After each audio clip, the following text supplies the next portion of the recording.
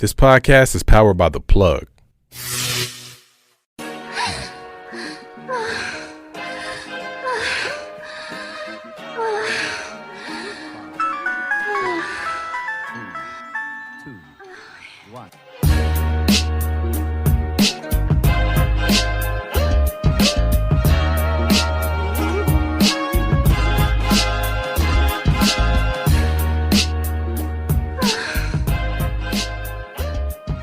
What's up, everyone, and welcome to another episode of Hustle Bunny. I am your host, Miss August Skye. And I am your co-host, Hunter Stallion.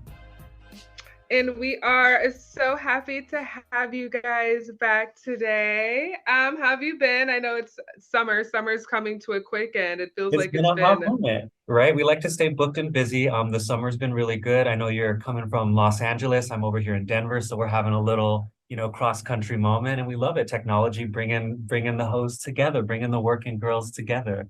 Oh yeah, the internet stays undefeated. So I guess we should do like a little bit of like a summer recap because it's been a while since we've recorded. So how about you start off? How's your summer been? How's work and everything? Everything. So I think the last time we were in the studio, it was like kind of getting into tax season. We were talking about like our money, getting everything filed. We always get robbed by Uncle Sam, but we play the game the right way. And that's how we get our tax returns. So it's been really good. I moved into a new place, kind of close to the Denver Museum of Art. I have a beautiful view of the city, which is something I never thought I would have growing up. Just kind of like another reminder of what the adult world and what OnlyFans and Just for Fans has done for me. So it's been really, really nice. We definitely miss you here in Colorado, but I know you'll be back soon. And so we're looking forward to it. Oh, yes. I mean, I'm all great things happening for you. It's always good when you feel your hard work paying off and then you get this opportunity to level up and, Yes. see everything happening and coming into fruition. And I seen the views from your place. It's absolutely gorgeous. It has like a sky rise, New York, downtown Denver, 360 view, Thank you. 360 view, excuse me, with like the mountains and everything. So, yeah, that's amazing. Congratulations. I'm glad that you stay moving up and everything is working out for you. Thank you. On that same subject, I heard that you won a little award not too long ago. Let's hear about that. Yes, so my summer's been absolutely crazy. I made the decision to move out to LA. Originally just for the summer. I asked my agent, I said, if I come out there for the summer, you can make it worth my time. I think he definitely succeeded in doing that. So as of right now, I'm in LA. I think by the end of the year, it might be my permanent residency, which also coming back to Denver, though I always have a home in Denver. But yes, it's been a crazy busy summer, booked and busy. I have so many new scenes coming out for you guys. But yes, I did. I actually went to the Urban X Award show 2 nights ago in the middle of hurricane out here in Cali. So The hurricane season. the hurricane season, it was Hurricane Hillary came and flooded us all out, but people in Cali apparently they just keep it pushing. So it was a fun rainy night, and I was actually nominated for 3 categories, which I guess I found out a couple of months ago, but I didn't know that I'd been nominated by any means. But it was supposed to be for Urban X Hottie, Best Newcomer, and then Best Breast. And then I was also a presenter, which was a lot of fun. My first time presenting an award to anyone. But as far as the award goes, I won 1 out of the 3, which was Best Breast. So boobies keeping the bills paid out here. Absolutely. Yes, and it was also a lot of fun just to meet and network with a lot of legendary people, and all these fun. It was an amazing time. I was so happy that I came. So That is amazing. I know you've been working really hard, and it sounds like some of those doors are starting to open up and that recognition is flowing through. It's always fun when you kind of just show up to an event and then the next thing you know, you're taking home one of the awards. So congratulations on that. That's super amazing. thank you. Yes, first award thus far in my whole career, so I'm super excited. And it was so nice too to like walk the red carpet, and there's so many people that you don't realize that are actually looking forward to meeting you as well. So it was such like a beautiful experience, and I was super grateful and super overwhelmed with happiness of how amazing that experience was. That is so awesome. I'm just imagining you like holding an award while like the rain is pouring down somewhere in California, like all hell breaking loose. And I love it. I love it. Yes, yes, it was a messy. It was a great time. It was a beautiful time. Yo, it's Julius, and I just made traveling easier with the motorized scooter suitcase. Let me say it again. Motorized scooter suitcase. Yeah, that's right. The luggage has got a built-in electric motor. So the suitcase, I can ride it and glide through the airport or the train station, through downtown, and it all fits in the overhead storage bin. No more crowded terminals trying to say, excuse me. Y'all gonna see me gliding through there. I can hop in and off the light rail like it's no problem. I'm not struggling to carry these heavy ass bags of podcast equipment anymore. All you gotta do is just click the link in the episode description that says Smart Suitcase. Click Smart Suitcase and see what I'm talking about. I'm telling y'all, it's going to change the way, if you're traveling, this is going to change everything. Click the link. Let's go. Hey, you kids quit slamming my goddamn door. Damn. Thank you for listening to this episode. If you or your company are looking to jump into the podcast world, now is the time. The Plug Agency is here to connect you to the full power of podcasting. You just record and leave the rest to us. The people are listening and want to hear from you. Theplug-agency.com. That's theplug-agency.com. Click the link in the episode description for an exclusive offer.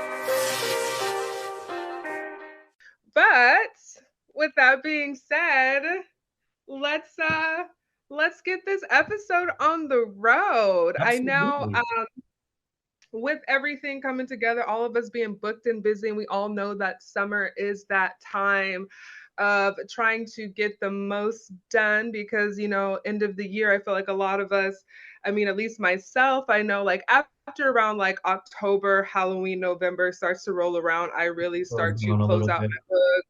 And yeah, because everyone's going to start traveling, going home, holiday season, and all those fun things. So with filming, always comes our side hustle of running OnlyFans, Fansly, Loyal Fans, all those fun things. And today we're going to be talking about what do collaborations look like, because many of us know that collaborations and merging with another brand can really help escalate and give us more of a platform and reach out to so many different people that we didn't know could be fans. So yeah, just kind of Yeah. going into that subject of collaborations, maybe we can talk about a little bit of what our experience is. So like, for me, I first started off with OnlyFans. Everything I had done with my partner. So it was kind of just him and I both having an OnlyFans playing together. But as time went on and we wanted to kind of explore a little bit, we've had other people, like good friends of mine. I have a good friend from Tennessee. He was actually just here a couple of weeks ago. So every now and then he'll either fly to Denver or I'll fly to Tennessee and we'll all film something together. And that's been a lot of fun. And for his perspective, he's not really an adult content creator, but he was willing enough to make an account and get verified and do all of the adult things that you kind of need to do so that we can have fun and get into some trouble on camera. But I'm wondering for you, August, since you're more of an industry girl and you're out there in LA getting those awards, what does a collaboration look like when you have an agent and when you're in the adult industry proper? So for me, I will say that in the industry, it's kind of different. There are people who they are on the go 24/7 with collaborations. Excuse me. I don't really care to do collaborations with a whole lot of different people, especially um, just because a lot of people, they see that the people that I tend to collaborate with, if I do, the rare occasion that I do collaborations, is probably with someone that I've already worked with on set before. I really don't work with someone I haven't already previously worked with. And for a whole bunch of different reasons. I think I had the best success when I was making full-time content with just one partner, Yeah. because it makes it easier. You're saying, okay, if I do one video a week, that's 4 videos a month, and then I can just fill that in with behind the scenes and all these different things. A lot of my fans for me being a mainstream person, if I go out and I shoot content with someone I'm already shot with for like a scene for Brazzers or Reality Kings, are like, okay, we've already seen that before. We see that for free on the internet. We've already seen you fuck this person. We want to see something that's a little bit more intimate or a little bit more different. And it's also my comfort zone as well too, just working with one partner. And when I do collaborations, I tend to do it with someone or something that's different, right? So a little bit underrepresented. So I actually did my first collaboration with Leo Vice. And he is an Asian performer. So I was like, okay, yeah, like this is something that is completely different and that can definitely work for my brand that's underrepresented. Um, Definitely working with like Black performers, just because in mainstream I don't really get casted to work with a lot of Black performers. So those are times when I find myself doing collaborations that actually work in my favor, because it's giving me something different that I don't already have and that I know that is special for my fans. Absolutely. And so I guess I wonder for you specifically, like I know working in a studio with like another adult entertainer, would you consider that a collaboration or would you categorize that as something different? As far as like when I'm on set and I work with a Yes. person, like Yes. on a mainstream set, Yes. I wouldn't really consider a collaboration. I would kind of just consider it just like an everyday shoot. I guess I've never really thought about it as a collaboration. You know, I think it's a little different on a mainstream set than on OnlyFans. I feel like when people do a collaboration, they tend to think just like a collab on the side for OnlyFans. They say, Sure. okay, like we're going to merge our brands together, opposed to a company bringing us together for their brand. Okay. I think that's helpful for people to know, just understanding that distinction of like, maybe there's a fan for either August Skye or Hunter Stallion that would love to film Mhm. with us and they think that collaborations would be the way to do it, but kind of making that distinction, maybe for someone like you working within the confines of the studio would be the best way for someone to pair with you. And that's kind of the avenue and the venue that they would do that. And so I think it's Yeah, helpful. yeah, I feel like most times for myself, most times like I have done a few collaborations with people that I really get along well with. We have really great chemistry, and I was like, okay, look, we have great chemistry. We're friends at this point. I know we're going to make some hot content. It's easy. We're on the same wavelength, and I have a handful of those people that most times I've met, 100% times I've met on set, and I was like, okay, like let's do this. But how about for you, and like you being a full-time creator, you said that you just had a friend of yours come out from Tennessee and work with you. Now, was this your first time working outside of your relationship, or have So, you and your partner worked outside of your relationship before? So he had done it before. We first started OnlyFans, I think in like March of 2021. So it's been a hot minute. And later that year, we had my friend, the same friend, when he was living in New Mexico when we lived together. He had fun with us, and we had fun on camera, and it was really exciting, and we really enjoyed it. And so it's kind of turned into this thing where maybe like once a year, if we can find it in our schedule, either we'll go out to Tennessee or he'll fly out to here, and we just have some fun. And it's been really awesome, and I've really enjoyed it. And to date, that's the only joint collab that I've done with anyone other than my partner. I feel like I might be in the same position that you're in, where I have to say no more than I have to say yes. I do get like DMs and stuff on Twitter from people that are really interested in being on camera with me, but a lot of the times there'll be folks that don't really understand like the logistics behind having sex on camera in a legal way. For a big thing, at least with OnlyFans, is someone has to be verified with the website, which means proving that you're above 21, and also proving that you give consent to be on camera, which is a huge thing in the adult network. And so a lot of people don't really know all of that. And so when they hit me up with the like, oh, hey, I'd love to film with you and your partner, and I'm like, are you verified? Are you do you do adult work at all? And sometimes when I hit people with those questions, they get really overwhelmed and they think I'm being a little bougie, but really I'm just covering my ass. And so it's interesting. No, I think it's very fair that you bring that up, because I feel like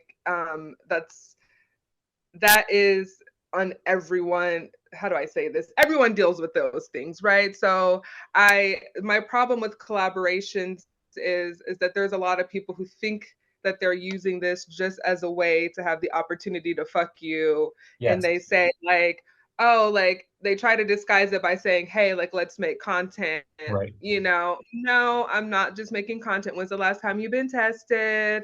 Like, let's Okay, get have you ever into made it. content Yes. before? Who are you? You're not doing anything for me. If anything, you're doing this as a way to say, hey, like, I just want to, you know, I just want to just fuck. And then hopefully, like, you're just going to be okay with it. No, there's so much that goes behind it. And hey, if you don't have a verified account, all right, well, I need a picture of your ID. I need you to be holding your ID. I need you to fill out this paperwork. And I need you to sign a non-disclosure agreement because if something happens and you don't want this to go out there in the world, at least I know that I'm protected and you signed on to this. So when you say all these different things, a lot of people, like you said, they start to get overwhelmed or nervous. Sure. And that's why I say I tend to only work with people that I've already worked with before, or I just stick to having my one partner because I do find it to be very aggressive. I get guys every single day who message me, hey, let's do a collab. Hey, like, let's do a collab. Even just like regular fans. It's like, no, I don't. I don't. Like you saying, like, let's do a collab does nothing for me and it does everything for you as far as like you're getting this whatever experience of like sleeping with me, whatever it is, you know, obviously you have some sort of attraction to me, just like they have an attraction to you. They see your work, they want to be a part of your work, and they kind of try and take advantage of it. And it's really not and it really doesn't do anything for anyone, you know what I mean? So you Right. do have to be very careful in that aspect, and that's one of the biggest cons, is just having to filter out all the bullshit, which is most is a lot of people. It's a lot of bullshit, especially like in the OnlyFans creator world that we live in now. um just like a lot of photographers that I work with are like, hey, we also shoot OnlyFans content. No, I don't need you to have me and my OnlyFans content out there. I don't need 50 people to have videos of me on their cameras and then also to come to find out that you're going to be selling that content and making like, no, I don't need all that. I don't know what kind of platform or website or all these different things that you guys are putting my videos and my work out there to. Absolutely. And I think a lot of people need to hear that because they don't realize like how much we put ourselves out there. Like, yes, we do have content on different sites, like, you know, we're getting fucked, we're doing the fucking, all of that fun stuff. But more than that, it's like, you know, we cultivate a brand by creating this body of work. And it's like, yes, we are really accessible and there are people that really admire us. But again, it's like they don't really know all that goes into it. And it's like, you know, one thing you and I have in common, we're about our coin. Like we're, you know, yes, we have fun doing it, but we're not just doing it for fun. We're doing it to make money. And that's why we enjoy it and why we do it. And so sometimes I have to tell people, and I, you know, I might seem like I have an attitude, but I'm like, you know, if this isn't going to put money in my pocket, I'm not going to fuck you. And like some people can't handle that. Whereas there are some people that, you know, they're willing to, you know, be a sugar daddy or they're willing to put some cash on the table. And it's like, okay, now we can have a conversation because that shows me that you're serious about booking my time, about letting me know that you're not fucking around and that you understand that I'm off here doing other shit. And I'm not just sitting here looking pretty. I might get paid to look pretty, but there's shit that goes behind it that bolsters it up. And so I think a lot of people need to hear that, both from someone who's in the industry, you know, in Los Angeles, and someone who's out here kind of doing it on their own. Because collabs are possible, but they just have to be done in the right way and they have to be framed in the right way. Definitely. And 911? What's your emergency? Yeah, somebody's just broke into my house. Okay, we'll get a unit over shortly. Okay, please hurry. Real quick, can you verify your race for us? I'm black. No, I'm sorry. I'm white. I'm full white. Okay, can you answer a few questions just to confirm? Okay. Okay, how do you feel about Black Lives Matter? All lives matter. Nice. Did OJ do it? Yeah, he did it. Okay, who's the best boxer in the United States? Jake Paul. King of R&B. Justin Bieber. Okay, last question. Say ask.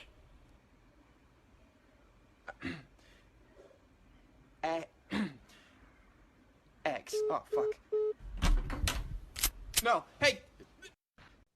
I feel like so there has been like this thing on Twitter with a lot of performers or a lot of female performers coming together in general and stating that making OnlyFans content they'd much rather not do compared to just like filming on mainstream, because a lot of people say like doing OnlyFans content is very personal and very like it's very intimate in a certain aspect, and you're adding a lot of extra weight on an already weighted career. And I don't mean that like in a bad way, because doing OnlyFans content is amazing. Of course, it's always extra income. It's some people, it's their main source of income, right? And there's some people who got completely out of porn to take full control over their career by doing OnlyFans and Fansly and Sure. all those other websites. And I'm so glad that people started speaking up, because it's like, all right, if I did 6 shoots in 1 week, and let's say I had a threesome scene, an orgy scene, and then I have to go on and like have to go do all these collaborations, then you find yourself physically getting burnt out. You know what I mean? Then you tell yourself like, oh, like I have to screen this person. I got to make sure that their test is up to par. I got to do like a location. I have to come up with the concept. I still have to do hair and makeup. And that's already exhausting. And compared to going on set where all that's already taken care of for you, and you just have to show up. I know a lot of girls who said that they just much rather just do solo videos, or they would much rather just do girl content, just because it does give your body a break. But for myself included, I feel like like being in that constant state of mind where you're putting your physical self out there all the time, especially working with like different partners, you do become exhausted. You do get burnt out. I don't want to be burnt out, and I don't always want to have to be in that state of performing. Absolutely. I'm not quite sure about for yourself, but like that constant, like, I don't always want to have to be thinking about like, It's like being on. It's like the character, yeah, the performance. Yeah, no, and I can totally relate to that. And just kind of on the subject of like burnout and how do we like preserve our mental health. Like, I know when I first started doing OnlyFans, it was so exciting and I was making so much money up front that like me and my partner were filming a scene like every single day. And we did that for like right. 3 months, or yeah, for about 3 months straight. And it was just, even though I loved it, like it wasn't sustainable. Like my body was sore, like I was like, it was just a lot to do. And we had to dial it back. And now I've reached a point in my career where, I might have a whole month where I only film like 1 or 2 scenes, and like that's what you get this month because that's what I feel like putting out. I might have another month like when I had my friend over and we were collabing, we filmed scene after scene after scene, and I was just dropping a bunch of content. And so for me, I had to reach a point where I had to be comfortable stepping away, even if the money did or didn't look like what I wanted, just because I look back when I was making like $5,000 a month, like that was also when I was the most stressed out because I was just filming and I felt like if I didn't film, I was going to lose it all at once. Whereas now, like it is what it is and it'll come when it comes and it doesn't. But as long as I'm making content that I'm into and I can tell when I'm looking at myself on camera, like I was feeling it that day, then that's what it is. And so, yeah, I think a lot of people need to hear that we do get burnt out sometimes and we do need to like take like mental health days. And like when we're doing scenes back to back, like that can be exhausting. Absolutely. It can be very exhausting. And I think that a lot of fans, they don't realize because they're always so caught up in like this fantasy. So they see us as like we're a constant fantasy to them. So they just kind of think that we are just like these like sexual beings and we're always just horny and we're always just ready to go. But then they tend to forget that no, not every day am I just ready to just get railed at any moment, at any time of any day. That's part of the magic is to get there, to make it look like we just roll out. Right. And I guess for you, because you're making more content consistently with your partner, how does your partner feel about like your sex life with being filmed? I know that one of my partners, my long-term partner, he did not like it after like a certain point. Like even if we just did one video a week, it just was not his thing, and it became like a stress that was on the relationship at the time, and he just did not like it. So I'm kind of wondering, how was it for you and your partner, and how does he feel, and how do you kind of handle on a day where you're like, do we got to make this video, and he's like, no, I can't, like I really don't want to, or like I'm not really in that mindset? Yeah, I think those are really good questions. I think for me and my partner, I mean, we've been together almost a little over 4 years now. And even when we were dating, we liked filming our sex life. I think that's something that I've always kind of had. I like documenting my encounters and I like watching them later. It's just very arousing to me. And so that was already something we did. We already had a body of work as our relationship started to grow of just really hot amateur fucking between the two of us. And so, Mhm. when I first started OnlyFans, it was kind of just like a diary. It was like a place for me to put some really hot videos that, like, if someone saw them, they saw them, and if they didn't, they didn't. But I just remember at the time when I got my first subscriber on OnlyFans, I had a job, and it was a job I only worked for one day. It was for a water treatment company, and I was working over the phone calling people. And I remember the time my boss told me that she didn't have time to train me and that I'd have to just figure it out on my own. And in that time, I was just thinking, like, if you don't have time to train me, I don't have time to work for you. And so I remember driving Mhm. home that first day, and I felt so worthless and I felt so low because I was in this environment. I was doing a job that anyone can do. I knew that I wasn't valued, and I felt like shit. And as I was driving home, I looked at my phone and I got like a $14 subscription on OnlyFans. And I was like, you know what? I bet you this could work, and I bet you I can do this. And I know people have like a lot of stigma against porn, but the way that I felt leaving that job is worse than anyone has ever tried to make me feel for being an adult entertainer. I think being locked in that 9 to 5 grind when you know it's not what you want is the worst thing in the world. And so for me and my partner, starting an OnlyFans, putting up what we already did, it was just kind of like a natural progression of where we were already at. And I mean, for Mhm. me, it was kind of luck. I mean, the very first month I did it, we immediately took off and we were already making, $4 grand the first month. And so right away, I was like, this is more money than I've made doing anything else in my life.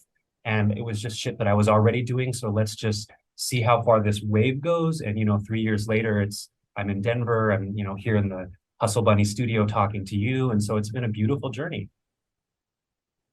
Yeah, I love that. I love that. It is like a slow progression, but it always happens so fast. I remember like when I first started any sort of sex work, when I started being like a dancer or sugar baby, but like the biggest thing is like once you get that first bag, you're like, oh no, we gotta stay getting this bag. You're Oh, like, yes. this is how people this is what's out here. Like I can actually this is actually like a feasible thing for me. Like I actually have something to show for that work that I put in. Okay, I woke up, I did my hair, I did my makeup, I did all of these different things.